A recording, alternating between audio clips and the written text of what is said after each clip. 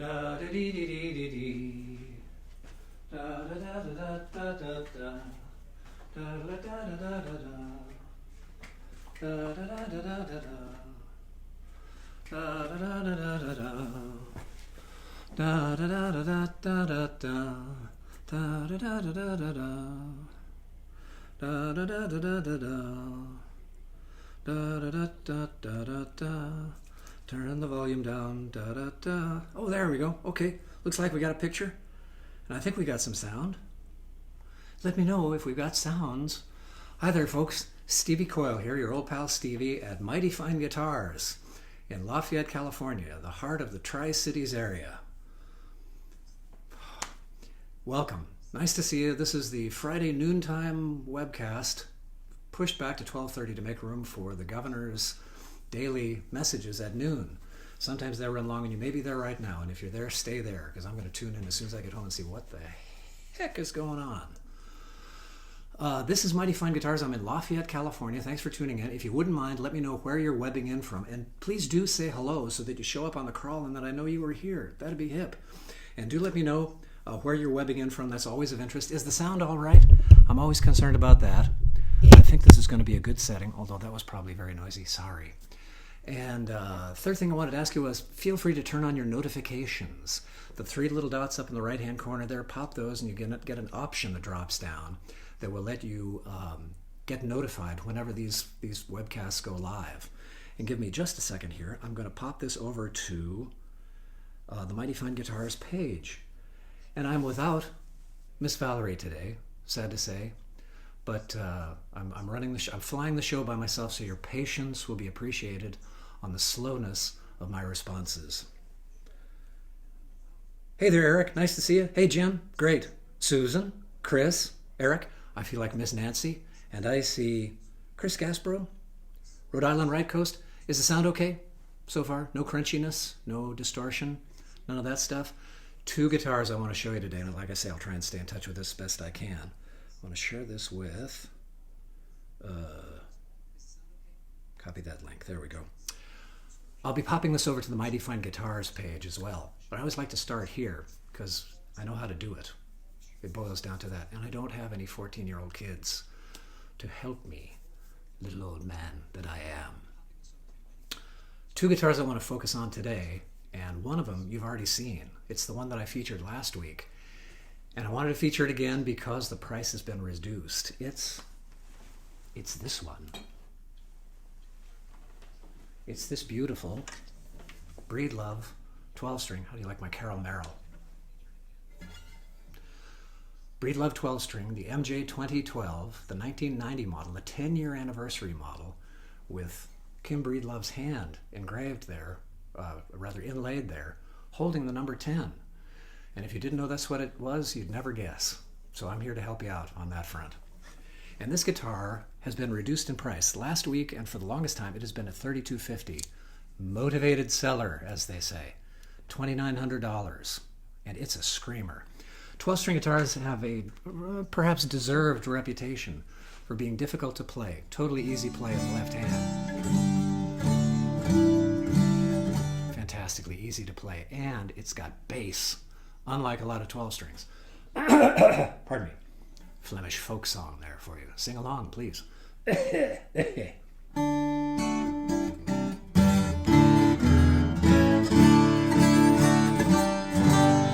Wow. And I wanted to feature this once again briefly because it's on sale. No longer $3,250, but $2,900. With a cool Breedlove case as well. Of course, the guitars come with cases.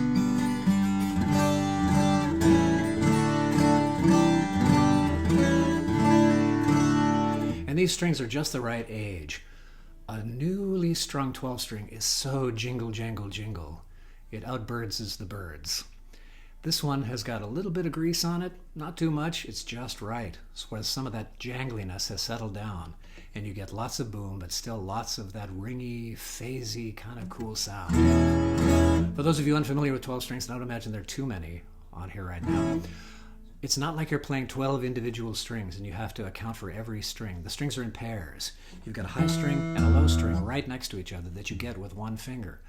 Some people, including one of my favorite guitarists, Rick Ruskin, actually does that with 6-string guitars, which is flabbergasting to me, that you can get 2 notes with a single finger. But like on an F chord, one of these, he would get both that 4th string for 3rd fret, 43, I'd call that 4-3, and the 53 right next to it with a single finger.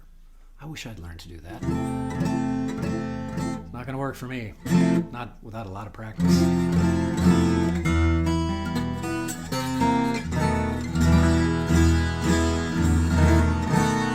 Great strummy thing. And this is in standard tuning. Again, this is standard tuning. A lot of people with a 12-string, fingerpickers in particular, will take a 12-string, tune it down a step and a half, 3 frets worth, sometimes more, sometimes a little bit less, and string it heavier so that you get even more boom out of the thing. Wait a minute, let me turn my volumes down here. I hear myself rattling on, but I don't need to. There we go. But let me catch up with your questions and comments. Feel free. I'm here for just 2 guitars today, like I said. Hey, Bob Oswald. How are you, man? Hey, John Innes. Guy Zoller. Excellent. Brian Colner. Dr. Colner. Back me up, man. Is this a lovely 12-string? Brian Colner is a fearsome 12-string guitar player. And he's played this guitar. He lives not too far away in the Tri-Cities area. Listen to that bass. Unusual for light gauge strings and standard tuning to get that kind of bass out of it. I wonder if I'm blocking the microphone here.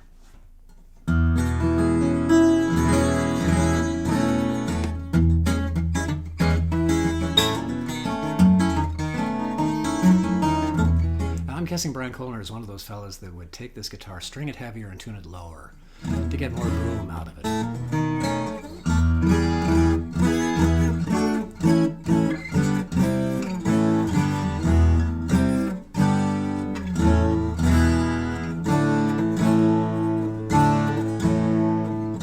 Lift on by boy, he's in a quiet vibration land. Strange as it seems, his musical dreams ain't quite so bad.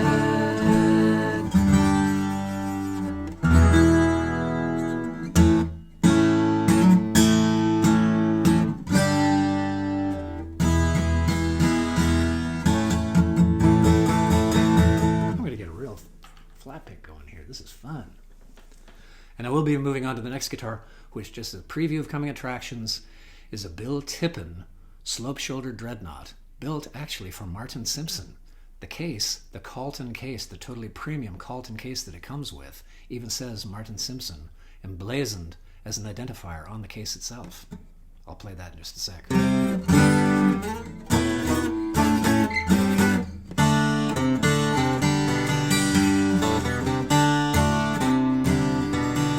See, stuff just falls out. 12-string stuff. Situation's tolerable. Baby, you're adorable. Handle me with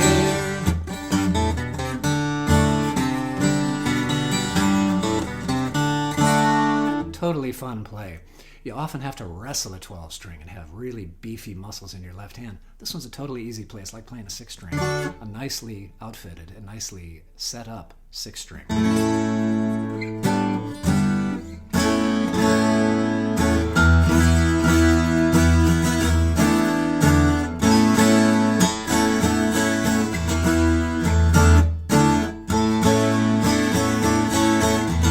Like I say, motivated seller.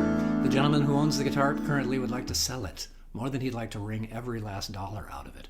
So instead of $3,250, this guitar is going for $2,900, including a cool Breedlove case.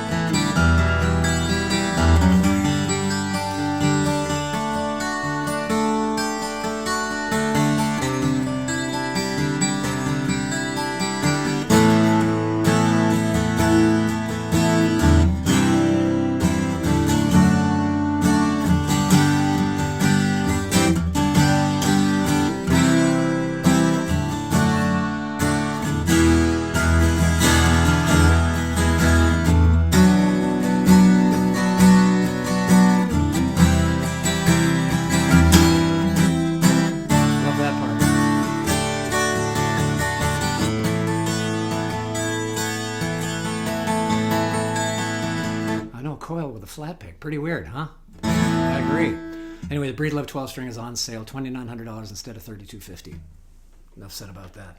The next guitar I want to tell you about, and the only other guitar today that I want to tell you about, is this Bill Tippin 12-fret slope-shouldered dreadnought that is really quite incredible. Originally built for Martin Simpson. Yes, that Martin Simpson. Let me tell you all about it here. Let me get my paperwork into the car. Oh, look at that. Oh, makes my toes shoot up in my boot. You bet it does. The notes. Tippin 12-fret dreadnought.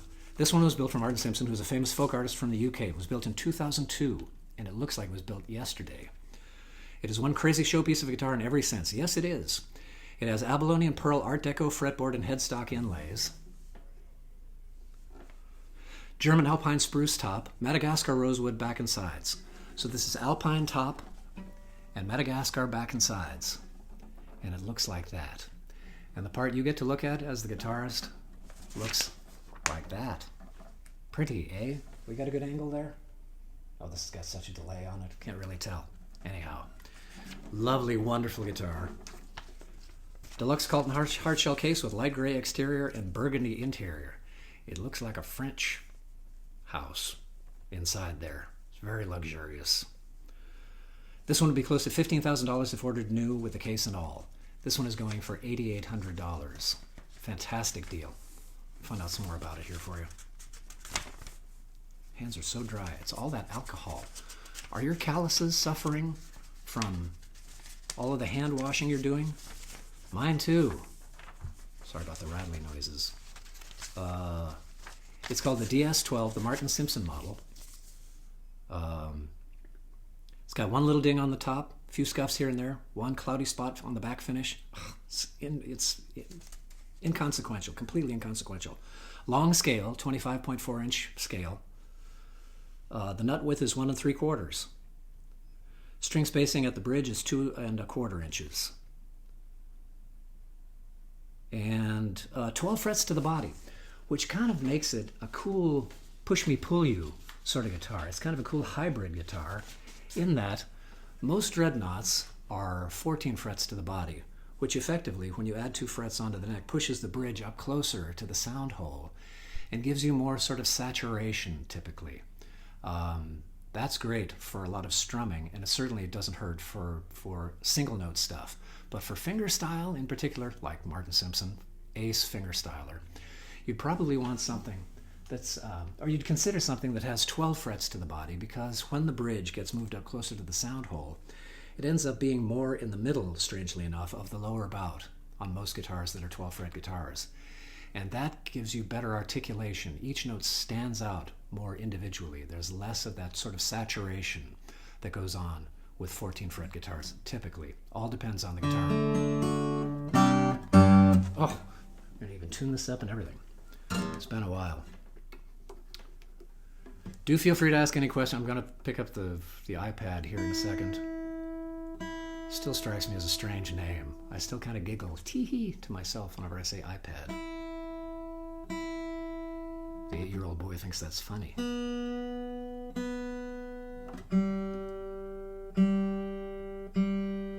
I don't know how any music ever got played before we had digital tuners. You'd have to tune one string to something.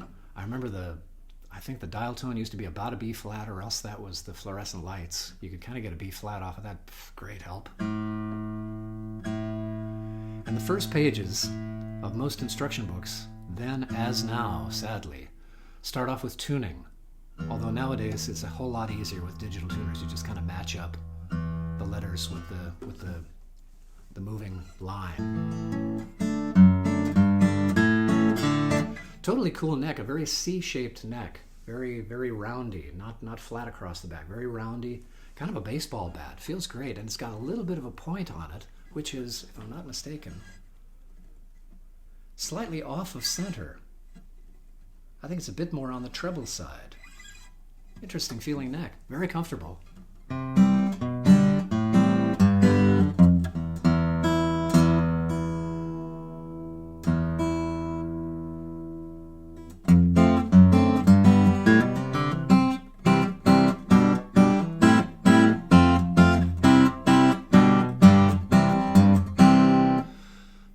big and bold, jumps right out there, and surprising in that it's got that kind of articulation that an OM or a triple O body would have.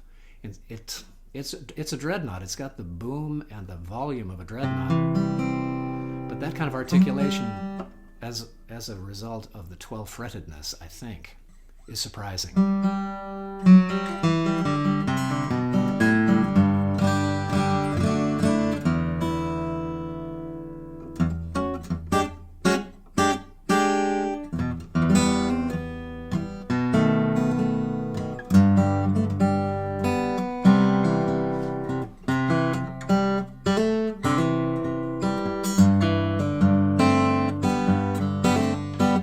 Really lively. Those high notes in particular, I need to pull back from that. That's a little livelier than I wanted for that particular piece of the music.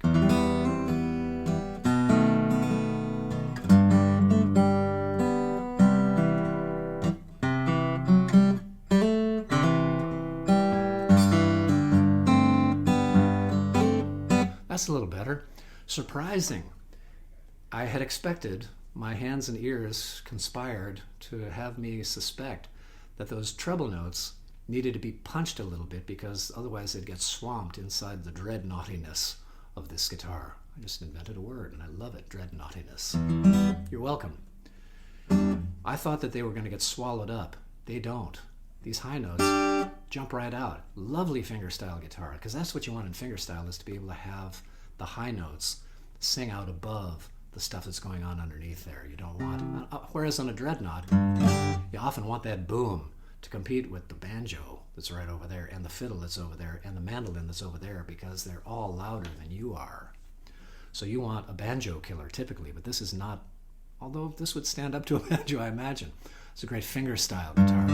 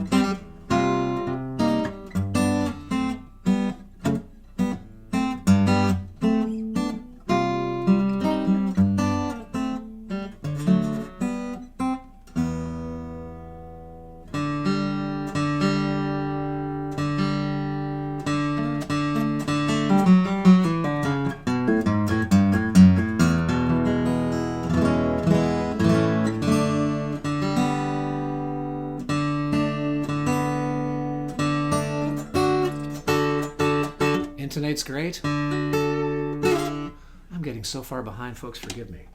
Let me answer a few questions, take a look at your comments, see what I've been missing. Hi, everybody. Hey, Matt, how are you? Hey, Ted, Jenny, Colleen, Mel. Yeah, Mel, isn't that headstock elegant? You know, the slotted headstock actually has a mechanical, physical property to it that contributes to the sound of the guitar. Because the break angle of the string across the nut is steeper on a slotted headstock than it is on a flat paddle headstock, where it's less steep.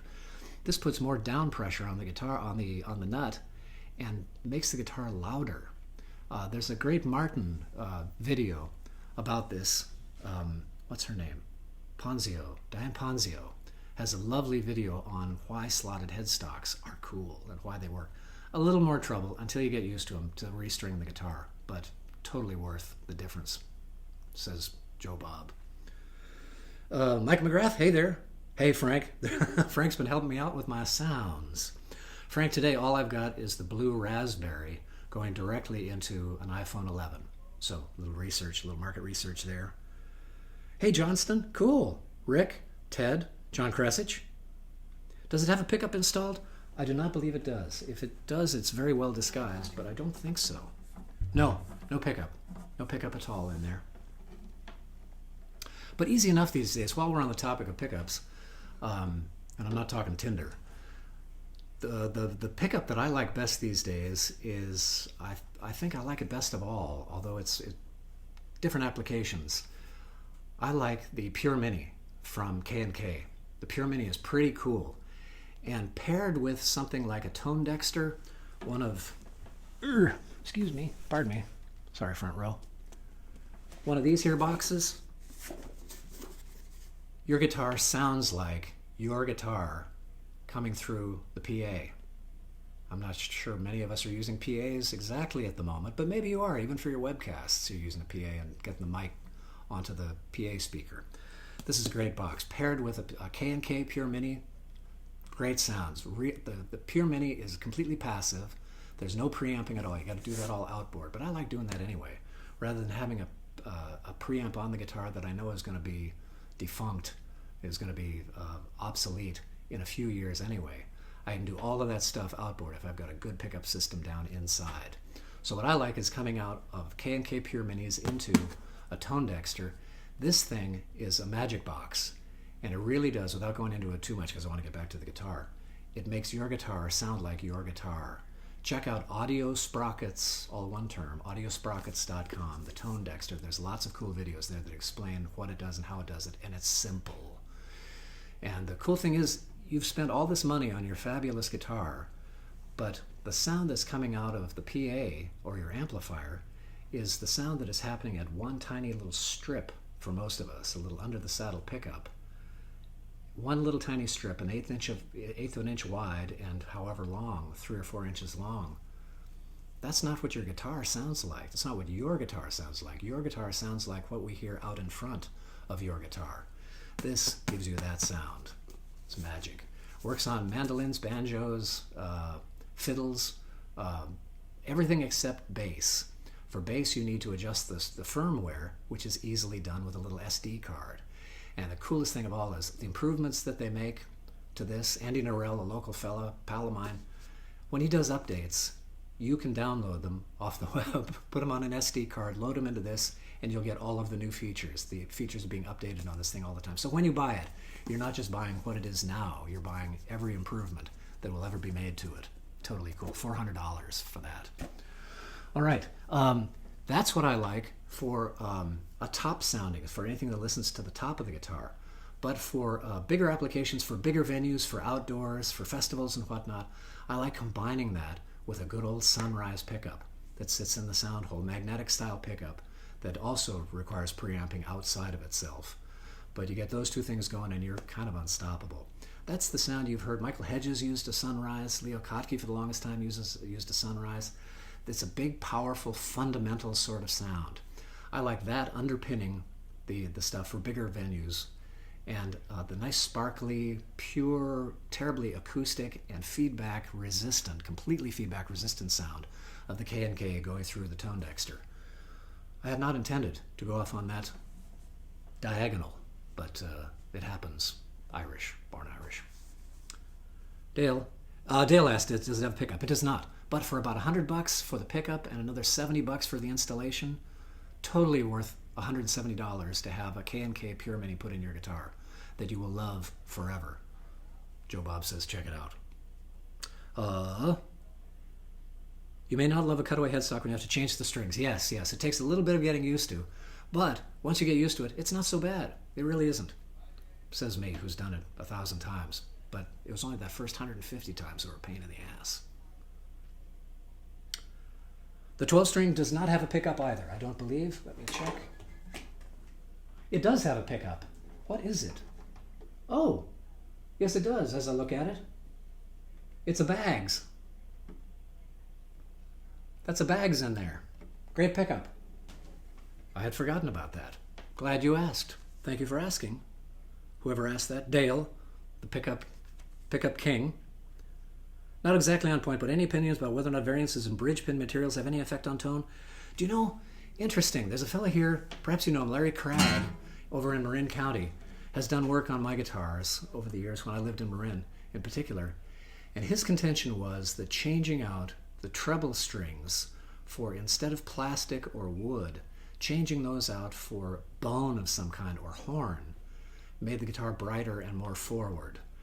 I think I kind of agree. He did it for me one time, and I think I did detect a difference. But the thing is, when you get a guitar back and it's had more than one change done to it, the science is kind of blown.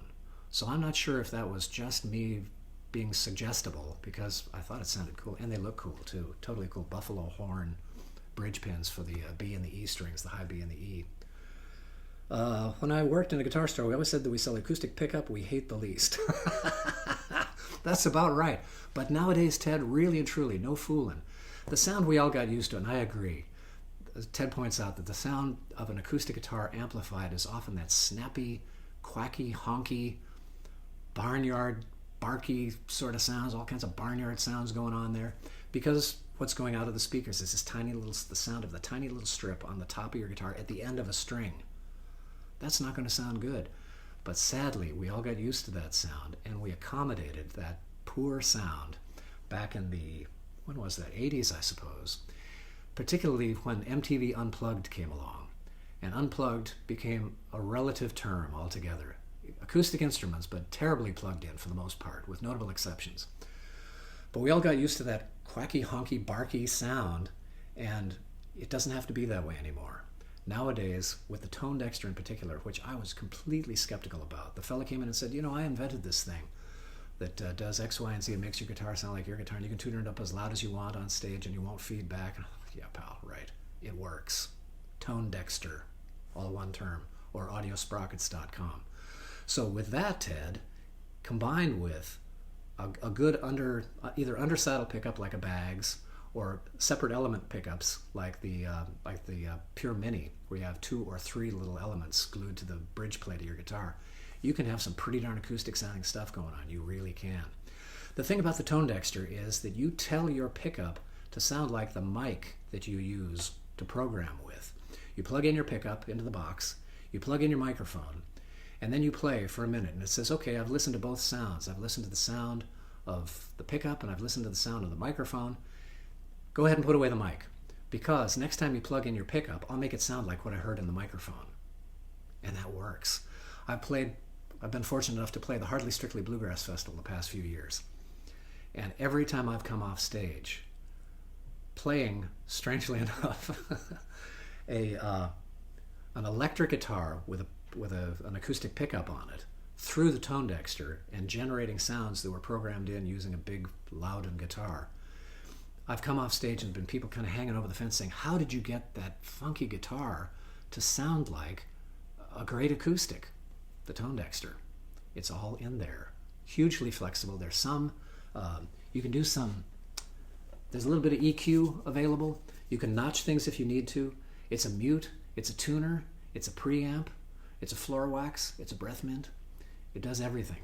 And for the low price of $399.99, it can be yours. Tone dexter. You get a power supply, user guide, and the preamp itself, and it's all in this groovy little red box that's beautifully made, and I recommend it highly. So Dale, if you're looking for pickup stuff, I'd say whatever pickup you get installed, if it's an under the saddle or an under the bridge plate type of installation, the tone dexter is what you want for real acoustic sound. Now, then again, because of what we got used to in the 80s, some people don't want to hear a guitar that sounds really acoustic. They want that snappy, hard, quacky sound because we've gotten accustomed to that. I would respectfully steer you away from that and ask you to re-examine your earballs for perhaps variances that are not serving your live show particularly well. Ted likes the Fish Mini Lips blender. Yeah, good rig, isn't it? Yeah, good rig as well. A bridge and an internal mic, right? Difficult to use. Yeah, that internal mic is great because it picks up a little air. It picks up all that sibilant stuff, all that 4K stuff that sounds like the air that is what you really need. But you're opening a live mic on stage, and if you're playing with drums or in a loud situation, or if you're playing close to in a bar situation with loud people, and the loud people are always right in front of you, then you're kind of sunk, and you have to dial back that mic sound. There are phasing problems as well between the two systems that need to be accounted for, and all of that techno stuff. Well, I've rattled on at length here. Good heavens. Are there any other questions? I'm going to play the Tippin a little bit more for you. But if there are any other comments and questions, fire them away, because I'm just about to button up here and toddle on home.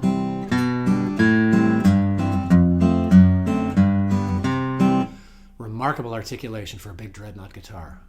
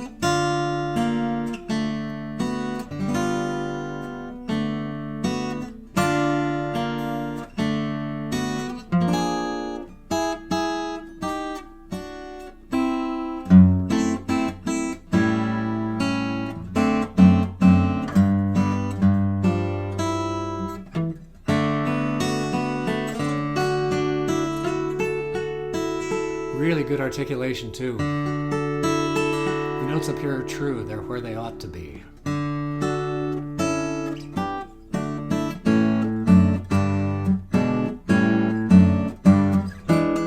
I'm just kind of running through my usual little thing. It's all lovely.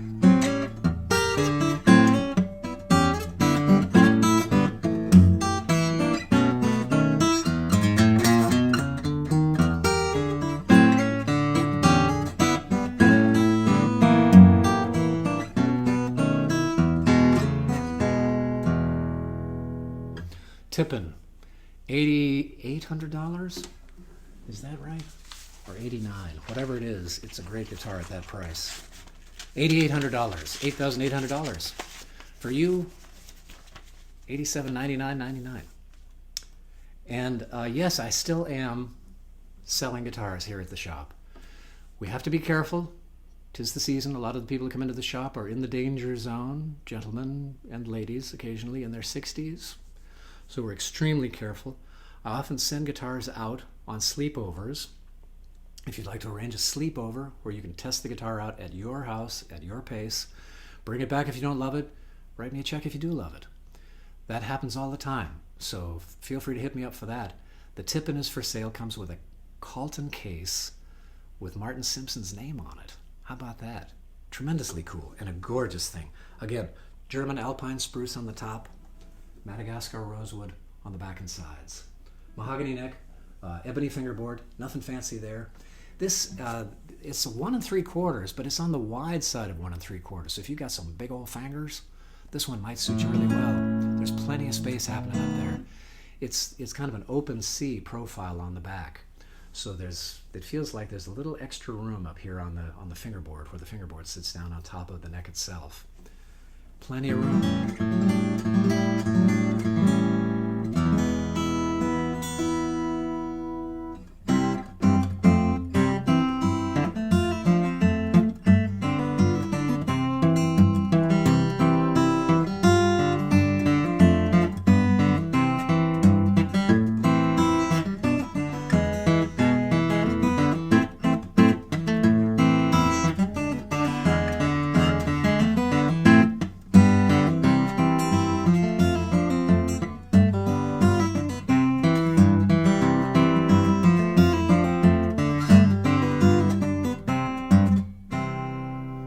Tuning in, folks. Here comes everybody's favorite part of the program. Not just the end, but the awkward grope forward towards the camera. Thanks, kids. See you next week.